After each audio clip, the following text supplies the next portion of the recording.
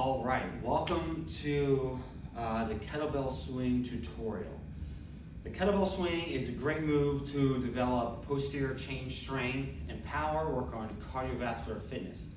However, the kettlebell swing is often not done properly or coached properly. So hopefully this tutorial helps you become more efficient of a kettlebell user. So these principles are also taught by the Strong First certification, which I went through, and they're one of the top leaders in kettlebell education. So the first thing is, before you progress to kettlebell swings, there's one essential skill that you need to learn first, okay?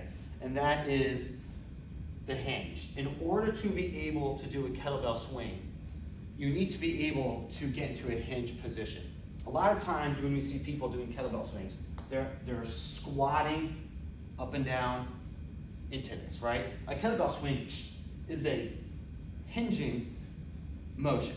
So if you can't hinge, you need to go back and run through some of our foundational programs to practice that skill and then progress to a kettlebell swing. So a couple key things to think about with the kettlebell swing is it's all from the hips, just like in Happy Gilmore, right? It's all from the hips. To set up for a kettlebell swing, the kettlebell is going to be out in front of you. You can use your hands to help you get into a nice hinge position. I'm going to reach out for the kettlebell.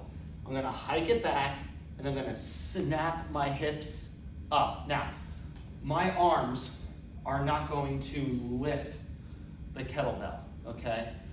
My arms are going to stay on my torso, and I'm going to snap at my hips, and it's going to throw my arms up as if I'm taking a towel or a hat and throwing it down, down there somewhere, okay? So I'm going to do one swing, okay? I'm going to hike it back and throw that kettlebell forward and then come back down. A second key thing to think about is the return to a hike position. Oftentimes, as that kettlebell's coming down, people start to move their hips too early, okay? When you are returning to your hike or hinge position, you want to wait as long as you can for that kettlebell to come on in, down between the upper thighs, and then back behind you. Okay, so let me show you what that looks like. Okay, grab the kettlebell, hike, and then wait, and then wait, and then wait, versus here. All right, people are going too early and too low. If you stay tall and just wait, let the kettlebell pull you back. You have to put on the brakes to snap back forward.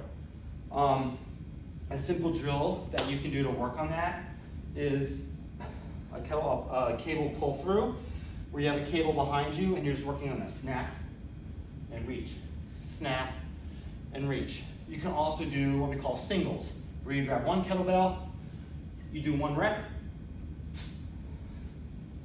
and put it down, and just practice the skill. You're not going to get it necessarily right off the bat. It takes practice. It is a skill.